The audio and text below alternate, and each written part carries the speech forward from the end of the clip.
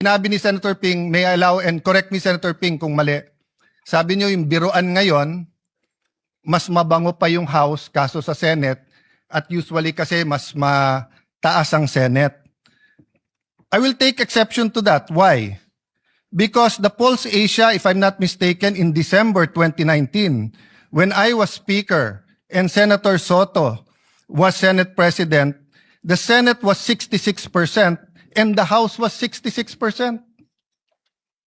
When I was Speaker, pareho lang po ang trust rating, ang performance rating ng House at saka ng Senado. Bumaksak po ang Senado nung nagsimula po yung flood control. Dahil po, ilan ang binanggit sa minority. Pero ilang beses po sinasabi ng minority, bakit ganon? Kapag ka minority, may insertion daw. Pagka majority, amendment. Una, napakaraming ghost, tapos konti na lang. Tapos si Senator Jinggoy, ganito daw in-insert, tapos nung sinupina ng ombudsman, ang LBRO, yung pong may hawak ng dokumento, wala naman pala.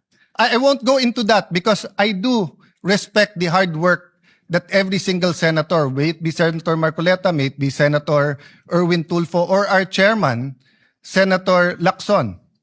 I respect the work. I disagree on many things, but I do not criticize. Did I say bumaksak dahil sayo? Sayo? Wala po. Kasi hawak natin ang bit eh. Sasabihin nyo po, yes, but 24 tayo, yes. Pero kung 11 sa atin ang sinasabi, ang problema ay si Cayetano, palitan yan, at 13 naman tayo na nagsasabing con-as yan, at impeachment yan, etc. yan, edi 24 na tayo na yan ang pinapakinggan ng tao. Hindi inflation, hindi yung ekonomiya, hindi yung teenage pregnancy, hindi yung tumataas na bilang ng mga may AIDS, hindi yung problema sa PhilHealth, hindi po nakawalan ng flu vaccine ng ating DOH. Napakarami pong issue. Mr. President, bakit po ba na yung linggo ng May 11 ay naging napaka-masalimuot para sa atin?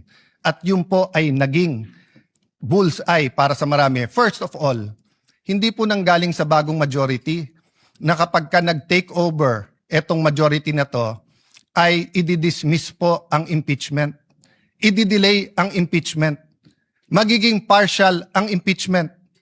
Kailan po niyo ako narinig na sinabi ko yung dating majority o minority ngayon? Pagka kayo ang majority, siguradong ma-impeach, siguradong guilty si Vice President Sara. Wala po. Kasi nirerespeto ko politika niyo. Pero once na mag-oath kayo, naniniwala ko, impartial na kayo. Mahirap maniwala. Mahirap sa mga statements niyo tungkol sa Vice President. Mahirap maniwala na kayo'y magiging impartial. Di ko nilalahat. Ilan lang po sa inyo.